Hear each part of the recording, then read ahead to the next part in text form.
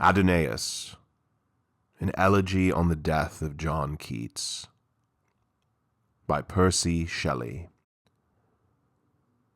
44. The splendors of the firmament of time may be eclipsed, but are extinguished not. Like stars to their appointed height they climb, and death is a low mist which cannot blot the brightness it may veil. When lofty thought lifts a young heart above its mortal lair, and love and life contend in it for what shall be its earthly doom, the dead live there, and move like winds of light on dark and stormy air. The inheritors of unfulfilled renown rose from their thrones, built beyond mortal thought, far in the unapparent. Chatterton rose pale, his solemn agony had not yet faded from him. Sidney, as he fought and as he fell, and as he lived and loved, sublimely mild, a spirit without spot, arose. And Lucan, by his death approved, oblivion, as they rose, shrank like a thing reproved.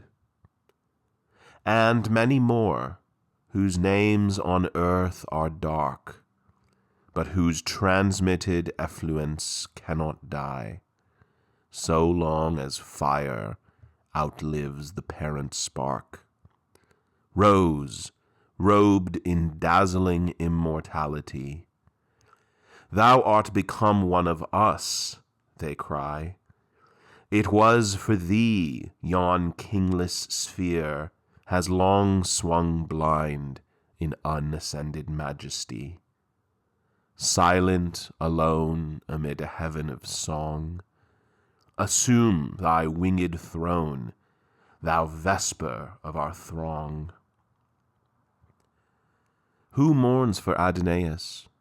O come forth, fond wretch, and know thyself and him aright.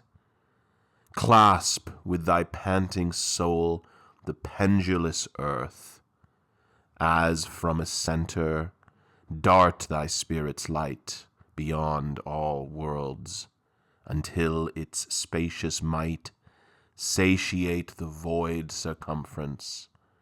Then shrink even to a point within our day and night, and keep thy heart light, lest it make thee sink when hope has kindled hope and lured thee to the brink.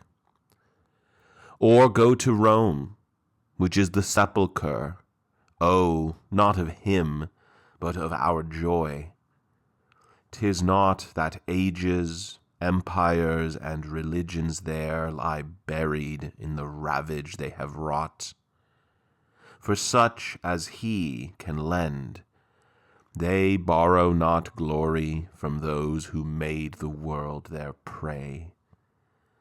And he is gathered to the kings of thought, who waged contention with their time's decay, and of the past are all that cannot pass away.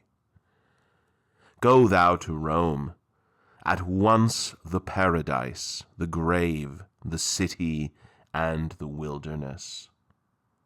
And where its wrecks like shattered mountains rise, and flowering weeds and fragrant copses dress the bones of desolation's nakedness, pass, till the spirit of the spot shall lead thy footsteps to a slope of green access, where, like an infant's smile, over the dead, a light of laughing flowers along the grass is spread.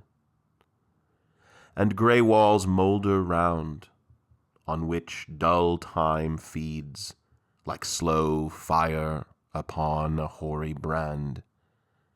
And one keen pyramid with wedge sublime, pavilioning the dust of him who planned this refuge for his memory, doth stand like flame transformed to marble, and beneath a field is spread, on which a newer band have pitched in heaven's smile their camp of death.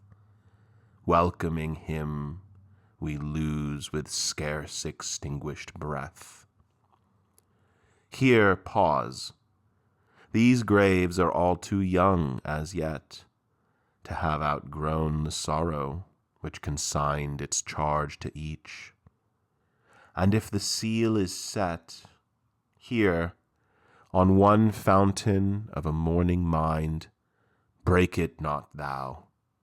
Too surely shalt thou find thine own well full, if thou returnest home of tears and gall. From the world's bitter wind, seek shelter in the shadow of the tomb. What Adonais is, why fear we to become? The one remains, the many change and pass. Heaven's light forever shines, earth's shadows fly. Life, like a dome of many-colored glass, stains the white radiance of eternity, until death tramples it to fragments.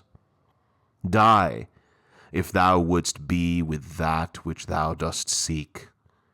Follow where all is fled. Rome's azure sky, flowers, ruins, statues, music, words, are weak the glory they transfuse with fitting truth to speak. Why linger? Why turn back? Why shrink, my heart? Thy hopes are gone before.